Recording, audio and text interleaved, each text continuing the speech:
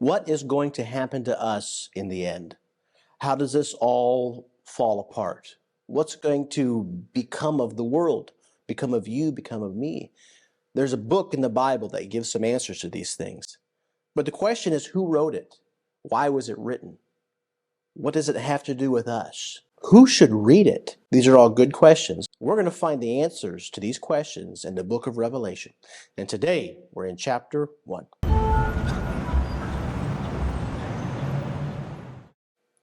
So when you do a honest Bible study, the first thing you want to do is ask a few questions.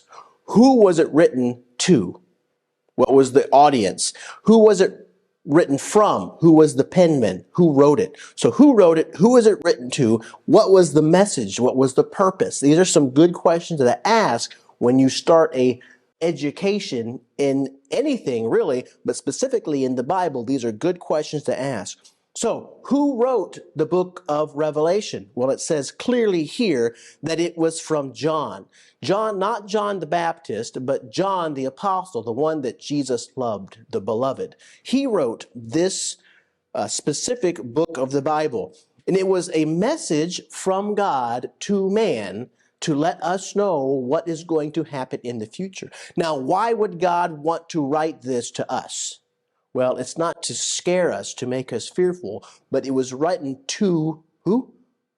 It wasn't written to lost people. It wasn't written to people that don't go to church. It was written to people that are in churches. It says here in verse 4, John to the 7 churches. So this letter was written to people that go to church, that want to serve the Lord, that love God, and he wrote to them to let them know of what the future is going to be like. Now, why would God do that? Because he wants to give them an opportunity to prepare. That's what this study is going to be about. It's always about preparing to meet your Maker. That's what my job is. My job is to prepare people to meet their Maker. I don't want to make people followers of me. That's a bad idea. That's how you get a cult. That's how you get a secta, is make people followers of a specific personality. My job is just to make people followers of the book. Not a religion, not a belief system, but just the book, right? And so we find that John is writing to these 7 churches. Well, what's the message? What's going on? Well, we're going to find that Jesus Christ himself begins to speak to John.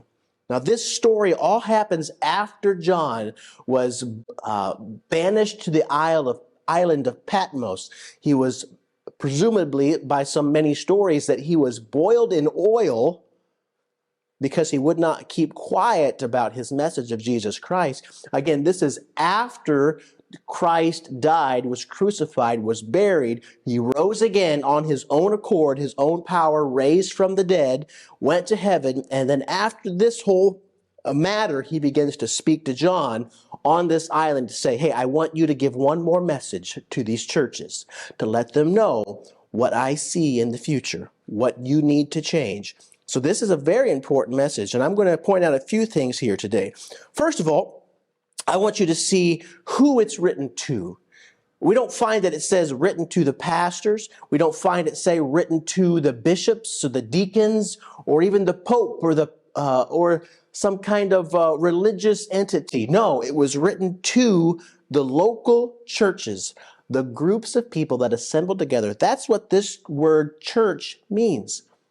It's ecclesia. It's that idea of a group of people, not a building, but just a group of people. And so he's writing to these separate little groups of people scattered throughout Asia. And God has a message for each one of these. And we're going to get to what he spoke to these. But today we're going to concentrate on chapter 1. And that is who is going to bring the message. Who is talking to John? That's what we're going to see here today. In verse 8, it says here that I am the Alpha and the Omega, the beginning and the end, and saith the Lord, which is, which was, and which is to come, the Almighty. My friends, this is nothing but Jesus Christ himself. That's who this is. Furthermore, in verse 11, it says, Jesus Christ says, I am the Alpha and the Omega, the first and the last. What thou seest, John, he says, write it in a book and send it to the 7 churches which are in Asia, and he lists the 7 churches. But I want to go back here for a moment, and I want to introduce you to who you are. If you are a born-again Christian, if you had a time in your life when you've prayed and asked Christ to save your soul, the Bible says you've been born again. That's an important idea. If you don't know what that idea of born again is, it's good for you to go back and read the book of John. This John's first book he wrote, the Gospel according to John. Now, he writes in that about a man named Nicodemus, who the Bible says Jesus talked to him and said, you must be born again. So if you've been born again, the Bible teaches that you become a priest of yourself. Now, there's many religions who say that you can't talk to God on your own. We must talk to God for you. That's my job to talk to God, and I tell you what he says. That's a popular idea. But if you read the Bible here, and even in 1 Peter chapter 2 and verse 9 specifically, you find that the Bible calls us our own priests. That's what Jesus Christ did in the New Testament. He took away this priesthood and he made us just like it was in the Garden of Eden. Adam was his own priest. Eve was her own priest, which means they could talk directly to God. Jesus Christ came to reestablish that original design where we can go directly to God without any outside interference. That's why in 1 Peter chapter 2, it calls us a chosen generation, a royal priesthood. That's who we are as Christians. You don't have to go to him through anybody else. You can go to him directly by yourself. It says here in verse 6 that Jesus Christ hath made us to be kings and priests unto God and his Father. To him be glory and dominion forever and ever. Who is he writing to? The group of people, the churches. He's writing to the churches. It says, you guys in the churches are your own priests, your own kings, and God has made us to be so. Crazy, I know, but that's what the Bible teaches. And so as we move on back into who this Jesus is, he says, I'm the first, the last, I'm the Alpha and the Omega. And John, what you're about to see, write it down. Now, I want to take a moment and say that not everything that John sees does God want to write down. Now, keep in mind, there are some things God showed him that we don't know what they are. But there's many of theologians and preachers that want to guess and imagine what it was, or many things in the Bible that they come up with their own imagination and they feed it to people through YouTube or for whatever case, they feed it to us. But I want to give you a word of warning. If it's not written down, that you don't need to believe it. If it's not in the book, if it's not black and white, then it doesn't matter. There may be some true things out there that are not written down, but we are supposed to believe what's written, not unwritten. So many people are fearful of reading between the lines, and I would say that's exactly right. So we don't need to be fearful of what is written. What we do need to be fearful of is believing something that's not in the Bible. Right? There's places in here, in Revelation specifically, where God tells John, I'm going to show you this, but do not write it down. Write it not. Seal it up. I don't want the churches to see this. I'm showing you specifically, John, only for your eyes. So God is not required to show us everything. God is not required to give us all truth. No. Now, there are many theologians, like I said, that want to acquire all truth, but we need to trust him by faith. We're not going to know everything. There's things that I don't know and I don't need to know. God gives us in this world only what we need to know. Now, Jesus Christ, the first and last. And John turns around at this point. He sees the voice that spoke with him. And he turned, he saw 7 golden candlesticks. And he saw in the midst of those candlesticks one person clothed in like the Son of Man. This is another reference to who Jesus Christ is. A human being of Godhood. The Son of Man clothed with a garment. It talks about having a golden girdle. It talks about his hair being white. It talks about snow and his eyes like fire, his feet like brass, and his voice like the sound of many waters. And he had on his right hand 7 stars. Now again, this 7 stars in the right hand, the idea of the right hand is like in the old days when they would go to battle, there would be a sword. And they always, most of the times, they fought with their right hand. Their right hand was the hand of power. Their left hand was kind of the hand of shielding, of protection. And so many times the Bible will have references about the right hand. This is my right hand man, or this is my right hand son, the son on my right hand, the son of my power. Now, so when Jesus Christ says here that the Bible says that God has on his right hand these 7 stars, well, these are these instruments that God uses to bring truth to this world. Pastors, preachers. These 7 stars are 7 angels. Now, many people think that an angel, there's only one type of angel. No, there are many types of angel. The word angel simply means messenger. And so in this case here, we can find, if we'll go to these programs and you see what the Greek word is there, angelos. This is a word for messenger. Now again, there's many types of messengers. If you have a messenger that comes from heaven to earth with wings, whatnot, those are angelic beings, messenger beings. So heavenly beings, yes, those are a type of angel.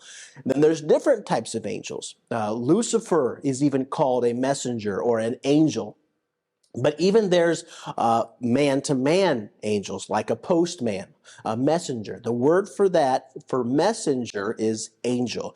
He sent an angel. So this specific area, these 7 stars are men that God has used to teach the churches. That's why they're in trouble in chapter 2. These angels are getting talked to by God saying, you did a bad job teaching the churches, or you did a good job teaching the churches. Some of you guys did good, some of you guys did bad. He's talking to these preachers about these churches. So let's not get confused. There are many different types of angels, but specifically here, he's talking to human angels, also known as messengers, human messengers. So we're going to see that that's who these 7 stars are.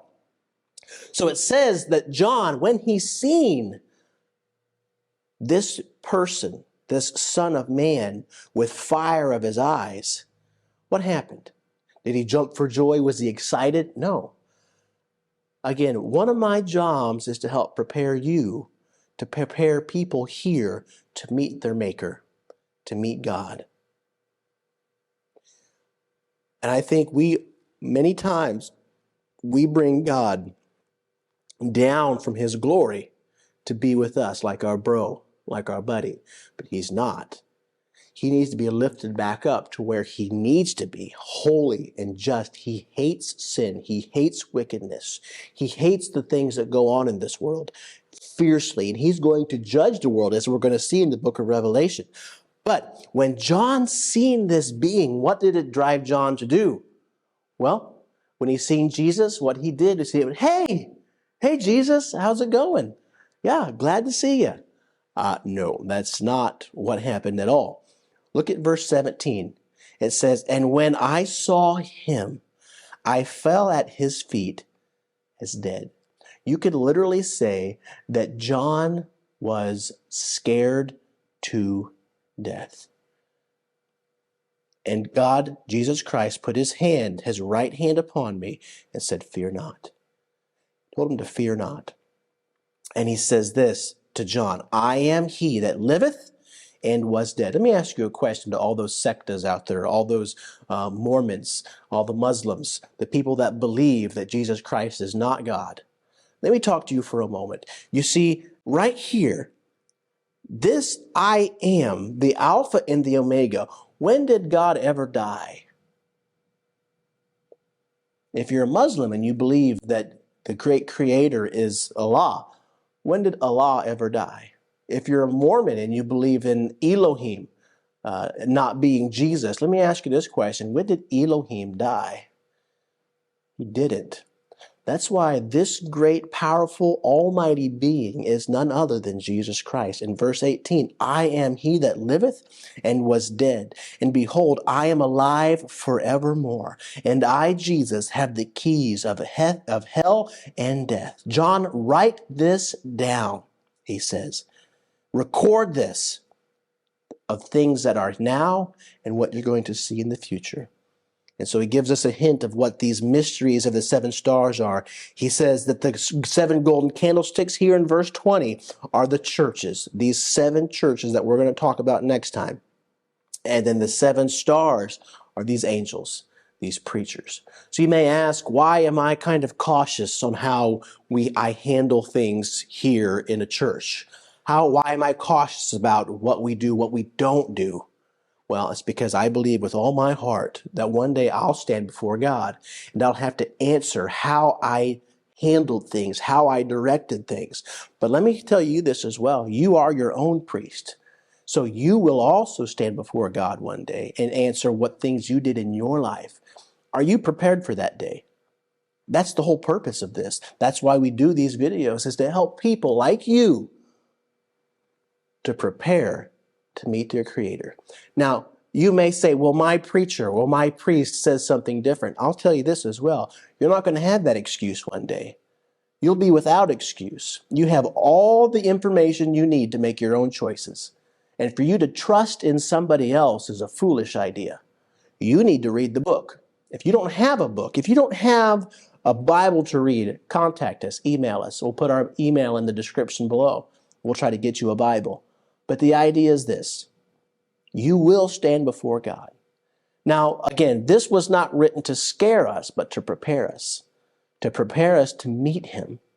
So what we see in the coming chapters should not give you nightmares, but it should prepare us. And that's the goal here, is to lead us into a lifestyle that will be pleasing to our Creator and prepare us to meet our God.